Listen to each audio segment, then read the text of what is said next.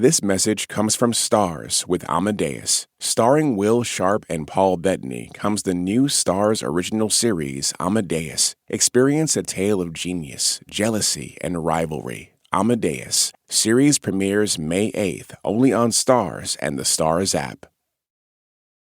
Just a heads up, this episode contains references to violence, including domestic violence and sexual assault. All right, on to the show. Hey everyone, you're listening to Code Switch. I'm B.A. Parker. And I'm Gene Demby. Gene, I know you and I talk a lot about the ways that race and gender interact to shape how people behave in the world. And I've been thinking about that a lot these past few weeks because of some of the really heavy events that have unfolded. So I know you've heard about the recent tragedy in Shreveport, Louisiana. Yeah, Parker, I did. So a man there shot and killed 8 children. He also shot 2 women, both of whom survived. 7 of those kids who he killed, though, were his children. And one of the women he shot was his fiancée. Right, and it's one in a series of startling incidents in the past month.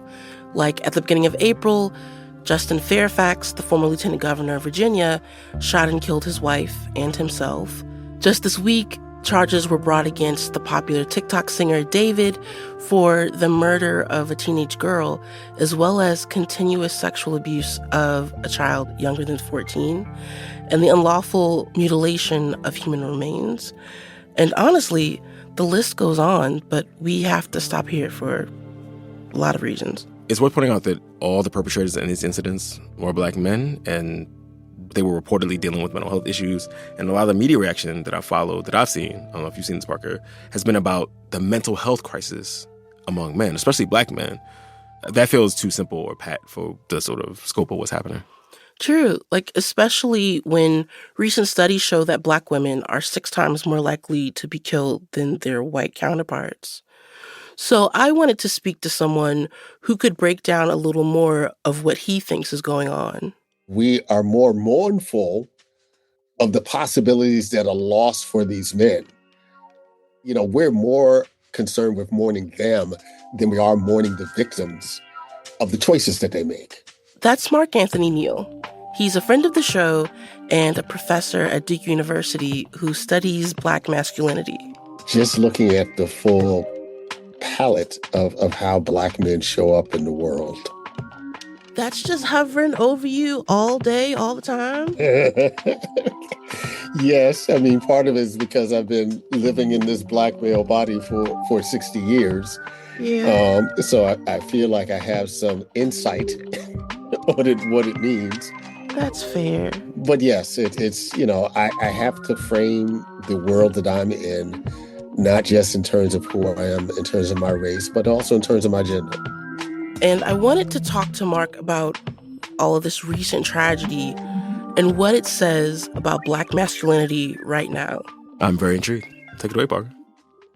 This message comes from Progressive Insurance. You're listening to this podcast, so you've got a curious mind. Did you know that drivers who switch and save with Progressive save over $900 on average? Visit Progressive.com and get a quick quote with discounts that are easy to come by. Progressive Casualty Insurance Company and Affiliates. National average 12-month savings of $946 by new customers surveyed who save with Progressive between June 2024 and May 2025. Potential savings will vary.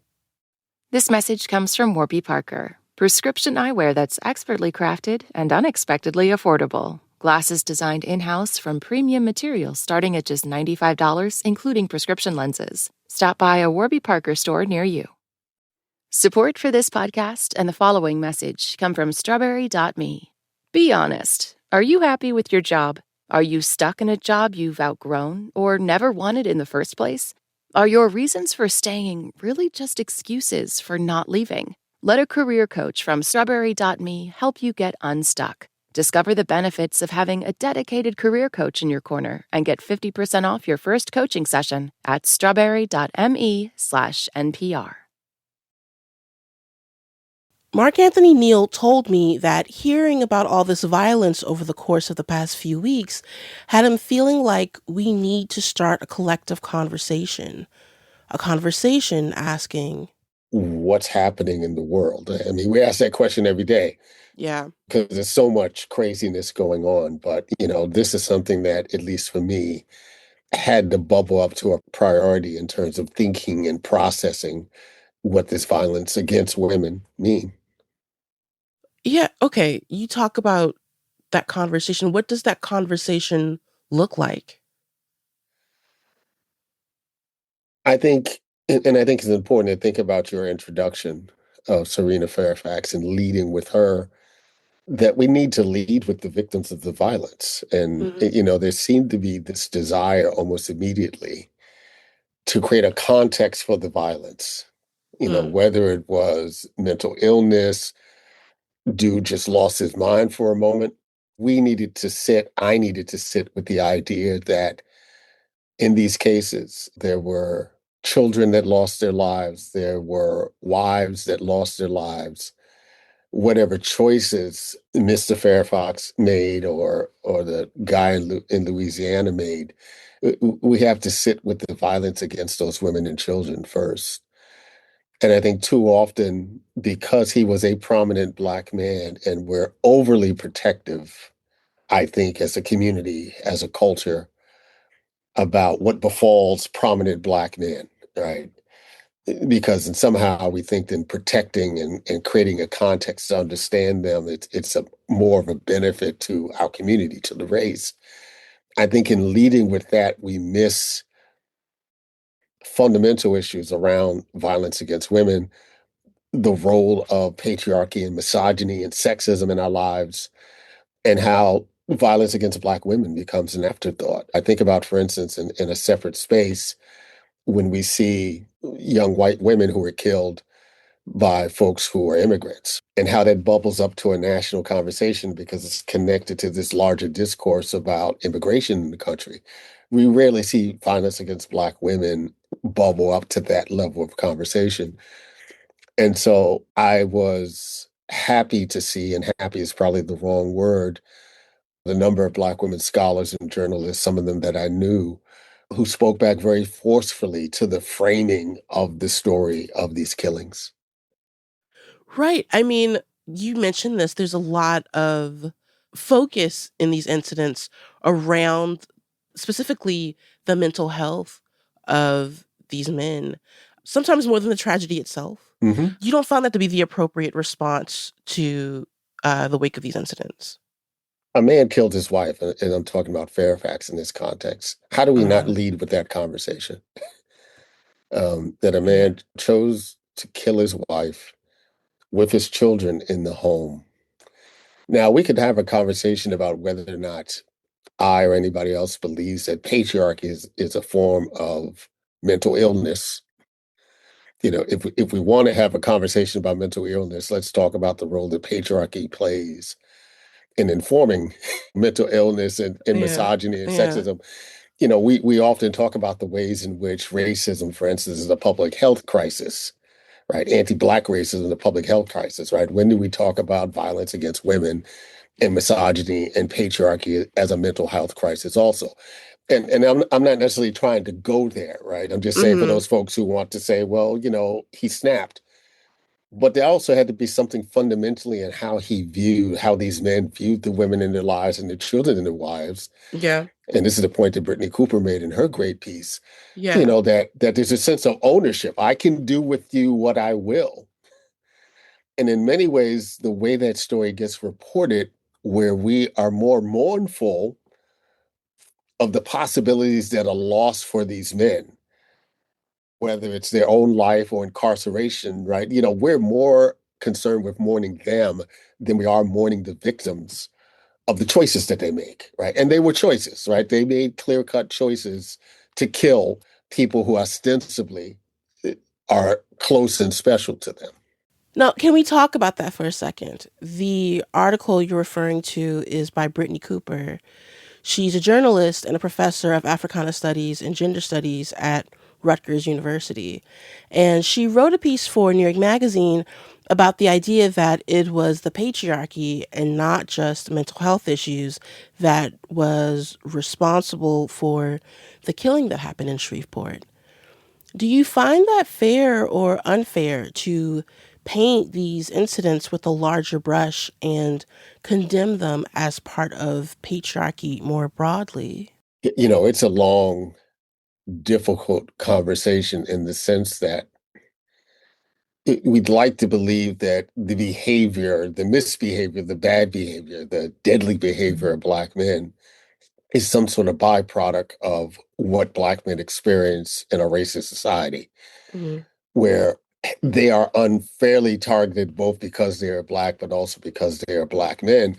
And I think we've excused a lot of behavior in our community because of that reality. And that's not to detract from the ways in which Black men catch hell, for lack of a better way to describe it.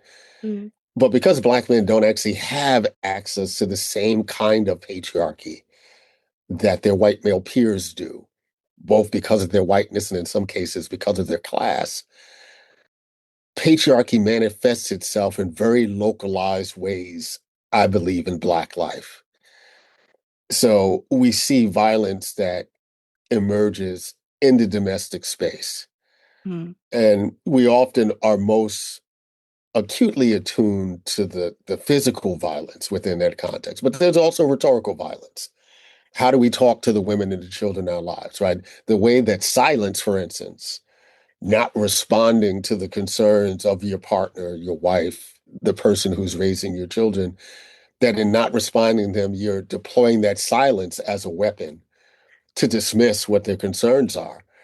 We have done a bad job, a tragic job, really, when we consider the way that we raise boys in this society and Black boys specifically in this context, where we don't teach boys how to use their words. mm, They seem as though the only way that they can resolve conflict is through violence, right? And it gone awry globally, right? In which the idea of negotiation is thrown out the table for violence, right? So we're seeing this at the highest levels. Of course, it's going to bubble down to the everyday lives of people who are experiencing this.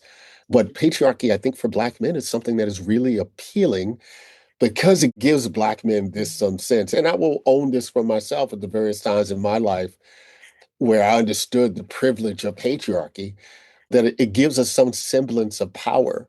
But it's not a real power, right? It's not a real power if ultimately it's being used to destroy those in our lives and destroy our communities.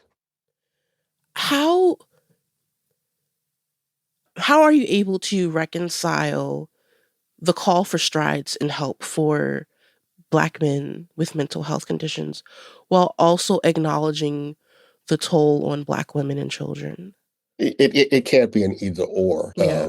We have raised emotionally stunted Black men and boys.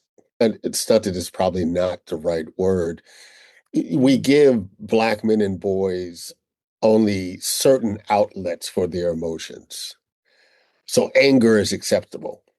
Mm, Certain forms of frustration are acceptable. So many other forms of emotions that come from Black men and boys, we police. To be a Black man and to be vulnerable is to be questioned about the validity of your masculinity.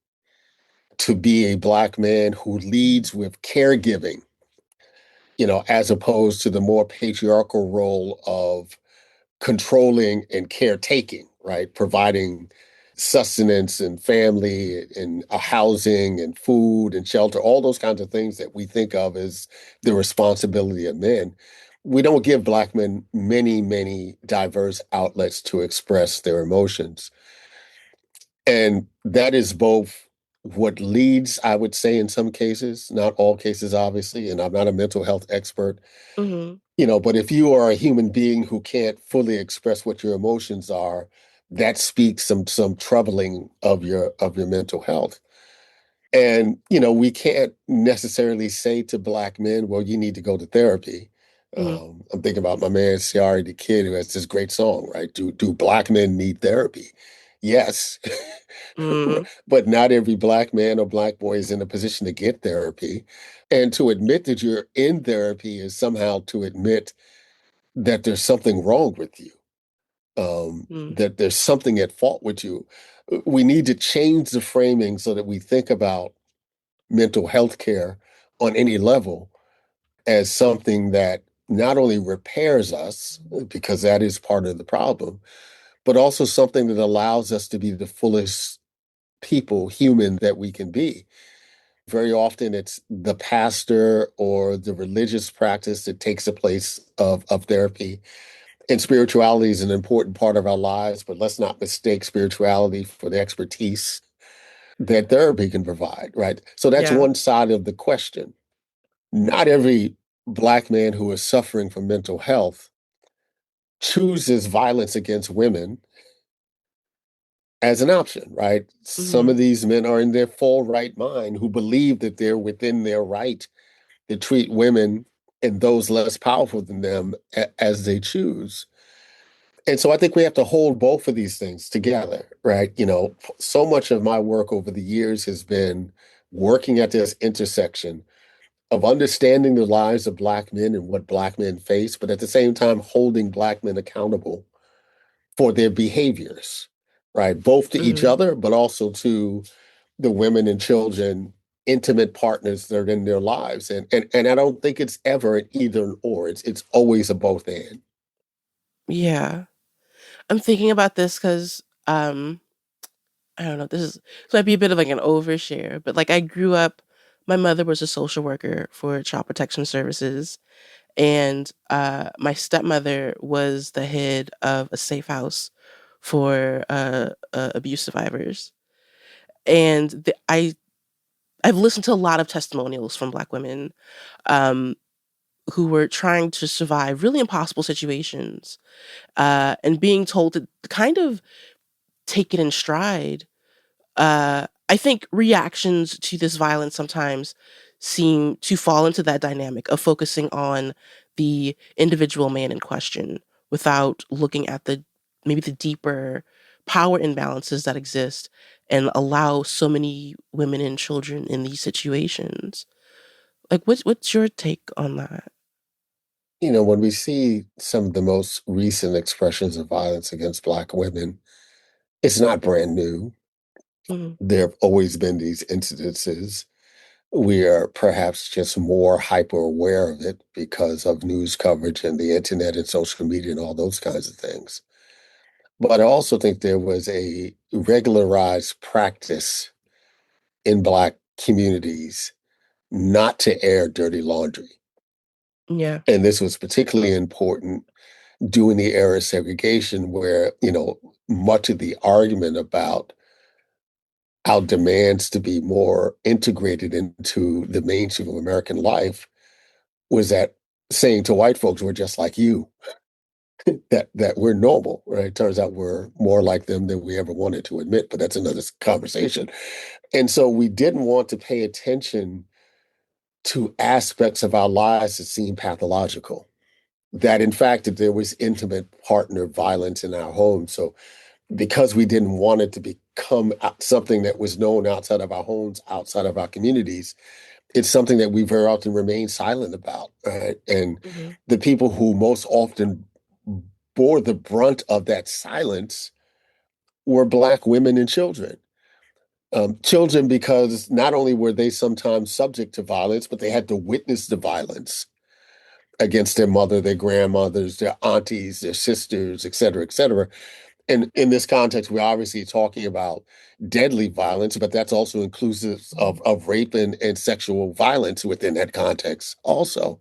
Hmm. And so I think what we have seen over the last 20 years or so is more of a willingness to have conversations about how this is impacting our communities.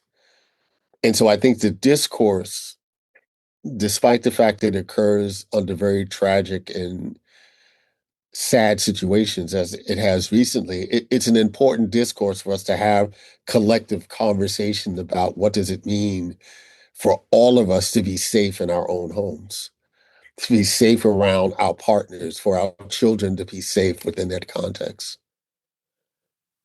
So, in that regard, do these killings feel like they're one-off incidents, or is this a persistent issue to call attention to? So now you're asking the question. Oh. I think many would like to believe that it's one off, Hmm. that it's an aberration. But violence against women across the racial spectrum suggests that it's not a aberration, that it's normative. Mhm. And I understand those folks who are cautious of demanding too much accountability to men who are accused, whether it's this man in Louisiana who we did not know, Mhm. or it's Justin Fairfax, or if it's the more famous version of this narrative that has played out over the last 20 years, the Cosby, the Combs, et cetera, et cetera. Mhm. There is this desire that we don't want to make the point that there's something so wrong with Black men that somehow the violence that they enact towards Black women makes them an outlier. Hmm. Doesn't make them an outlier, right? It makes them normative in the context of how violence is parlayed in American society. And I think part of that is the shame that's associated with having to acknowledge these incidences when they occur, because what do they say about Black men? What do they say about Black women? To acknowledge these cases is us buying into the very violent stereotypes that have long been associated with who Black men are in the world. Mm. But I think ultimately our concerns about the optics of it cannot be as important as us dealing with the reality of what it means to have this violence in our communities. And how do we address and diminish that violence in our communities so that we can have much more productive lives with each other? Coming up, we talk about the realities we have to face in order to get to those more productive lives. I spent 6 years in therapy. It changed my life. I needed to figure out who I was and what I wanted in the world and how I could be a better partner, husband, and father to my two daughters. And therapy helped me to do that. Stay with us. This message comes from Warby Parker. Prescription eyewear that's expertly crafted and unexpectedly affordable. Glasses designed in-house from premium materials starting at just $95, including prescription lenses. Stop by a Warby Parker store near you. This message comes from NPR sponsor Carvana. Your time is worth more than a waiting game. Carvana gives you a transparent offer for your car in minutes and picks it up from your door. Sell your car today at Carvana.com. Pickup fees may apply. This message comes from Grainger. This is the story of the one. As a maintenance supervisor at a manufacturing facility, he knows keeping the line up and running is a top priority. That's why he chooses Grainger. Because when a drive belt gets damaged, Grainger makes it easy to find the exact specs for the replacement product he needs. And next-day delivery helps ensure he'll have everything in place and running like clockwork. Call 1-800-GRAINGER, click Grainger.com, or just stop by. Grainger, for the ones who get it done.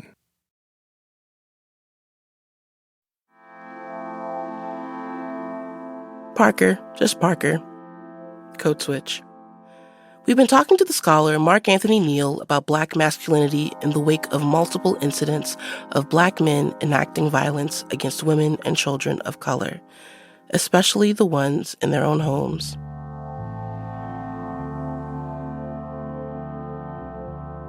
Okay, Mark, I've gotta ask, because you've been placed in this kind of impossible situation where, like, you've been on our show for it, where you're asked to synthesize the troubling behavior of Black men in the zeitgeist. I remember you were on the show for Bill Cosby, for one, but this is also in the context of a country where Black men are constantly stigmatized and marginalized. So how do you do that? I think you do so honestly and with integrity and with the fullest sense of your humanity that you can draw upon. Because Black men can be victims and are victims in a racist society does not give us latitude to be victimizers, particularly in our own home. I mean, that is inexcusable. There's always, I think, this dynamic, and it's something I have a book that's coming out in August, Save a Seat for Me, Notes on American Fatherhood. And one of the things I talk about in the book is when you're a Black man in the domestic space, there are these impulses, right? Do you stay and fight or do you flee? And I'm using fight not in the sense of violence in the way that we're talking about it, but do you stay and deal with the difficulties of being a father or partner where you might be struggling economically or a range of other things? Or do you just simply leave? We are very critical of Black men who leave their children without a father, right? Who choose not to engage in the responsibility of raising these children that they have with the mother of the children. There's a century of stories about Black men who choose to leave. But at the same time, we also need to have the conversations about Black men when they absolutely do need to leave. When your only choice is violence against someone in your home, you should take that as a cue to leave. Um, it feels so selfish to take your life and then your partner's life also. You're a grown man. You can choose to do what you want with yourself, right?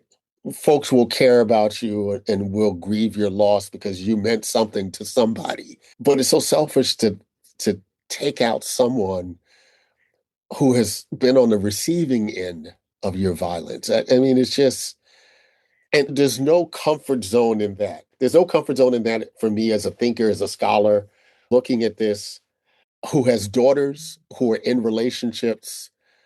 And as far as I know, loving relationships, but, always hyper aware of that because I'm a girl dad. Um, to have had friends who have lost siblings, right, because of violence against their sister or their daughter or their mother. I mean, for me, that's ultimately the bottom line, that Black men can never excuse the violence they enact because of the violence that they're experiencing, right? If you are to be in community, if you are to be in family, and even in the most traditional notions of Black masculinity that have circulated in Black communities, for centuries, your primary responsibility is to the safety and livelihood of that family, right? If you think that the only choice for you is violence against those folks, then you need to leave and get the kind of help, right? Because, the Justin Fairfax thing, again, it's like, he was in need of mental health care. Well, he should have got that well before it got to that moment.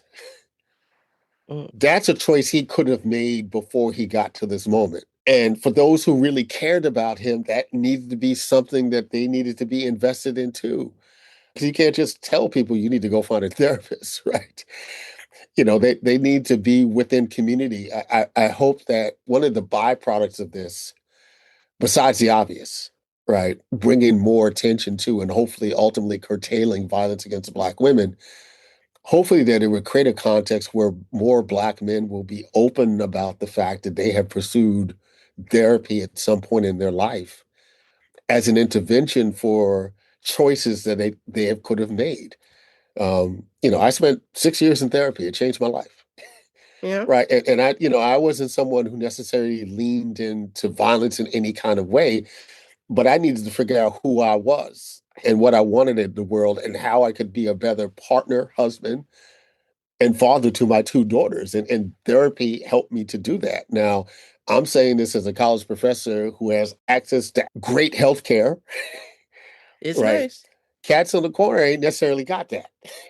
That's true. Which is why they're very often drawn to the therapy of their favorite rapper, or the therapy of the 40 ounce, or the therapy of the weed. I mean, and we make fun of it, right? Because these are young men, in some cases older men, trying to make sense of their lives without having access to the kind of tools and resources that could actually dramatically impact how they see themselves in the world. You wrote a book called New Black Man just about 20 years ago. Yes, Who yes. is that new black man? Like, paint me a picture of him. The new black man was always something aspirational for me. Mm-hmm. I was never the new black man. That was never the point. Mm-hmm.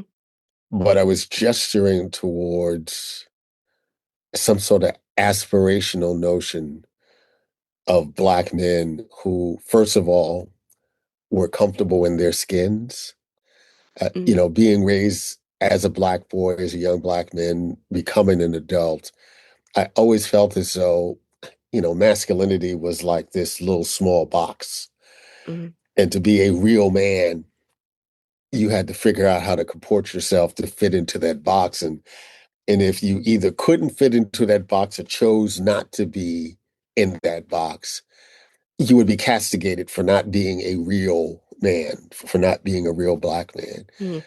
A new black man is a black man who's comfortable in the skin that he is and in how he shows up as a man, regardless of what the large society says. A new black man is vulnerable, someone who can admit to pain and fear, um, who can acknowledge the ways in which they are worried about who they are in the world and are concerned about the threats that are directed towards us, right? We have this mythology of the strong black man. And, this vulnerability is important because, as we get older and they become real health challenges, Mm-hmm. black men tend to not to like to go to the doctor. Let A me just man up. word. Let me take this Tylenol. Let me take this Robitussin, and go to sleep and I'll feel better. That's our body telling us that we're vulnerable, right? And there are folks whose job is to help us deal with those vulnerabilities. That's also what a new black man is, right? A new black man is both a caretaker and a caregiver. The most important job I've had in my life is as the father of my now two adult daughters, and understanding that the role that I played in their lives couldn't simply be making sure that they had food to eat and the bills were paid and there was a car to drive them to school, but I had to Mm-hmm. share in the caregiving aspects of them. I had to show up emotionally for them. Mm-hmm. I had to listen to their stories, right? I had to listen to their concerns and not judge. All these things that, don't necessarily come in the toolkit of what it means to be a man. Yeah. I mean, it's one of the reasons why I'm so thankful I was a girl dad, because I just see the world differently. Because at an early age, what they demanded of me, and this is not my 4-year-old daughter telling me this, but just seeing how they move through the world, it demanded that I pay attention to the kinds of threats that they were going to face in the Yeah. world simply because they were women, and more importantly, simply because they were Black women. Mm-hmm. A new Black man is comfortable enough in his sexuality that he doesn't feel like he needs to lash out to Black men who identify as queer or trans men and trans women, that they're comfortable enough in their sexuality that they don't see someone else's sexuality as a threat to theirs. Yeah. So it's all those kinds of things that I try to write through in thinking about, what a new Black man is. I know that we're still in the thick of the tragedy, Mm-hmm. but from what you've seen of situations like this before, what could healing look like? Healing could look like us having not just public conversations about violence in our communities, but more intimate ones. For Black men, it's about creating spaces, often with other Black men, where we feel vulnerable enough to share with other Black men about what our concerns are, what our fears are, what the things that we are afraid that we might do, to be in community with other Black men who had been there before, right? Or have known people who have been there before. And I think, one of the things that's been lost in this moment, and, I love social media, right? It has given us a capacity to communicate in ways that we hadn't had before. But a broadcast is not a replacement for sitting in a room with a dozen men talking about what it means to be Black men and to be concerned about where we are failing and where we hope to go. And Mm. even folks who were in Alcoholics Anonymous, and I always love Deborah as a great example to talk about, for instance, patriarchy. Part of the journey is to accept that not only you are alcoholic, but you're alcoholic always in a mode of recovery. Mm. You're never not an alcoholic, right? And once you accept that, you understand what the treatment becomes. You know, we're never not invested in patriarchy. We're in recovery from patriarchy. And there's a way in which we need to be able to own that. But, you don't go to a podcast to figure out how to deal with alcohol addiction. Mm. You go to a room with a bunch of people who are suffering with alcohol addiction. And so we have to get back to the personal, the intimate conversations, to be close with each other, to share with each other. And we have to do it in a way in terms of Black community that crosses social barriers. So it just can't be a bunch of brothers with PhDs and MDs and JDs, right? It's got to be those brothers with dudes who were just on the corner 2 days ago, dudes who just got out of prison, dudes who might be going to prison. I mean, all of the whole spectrum in our communities of Black men. We need to create spaces where we can have intimate conversations about what it means to be us in this moment. Mark Anthony Neal, thank you so much for talking to me. Well, thanks for having me on. And you were serious when you said this was going to be a conversation.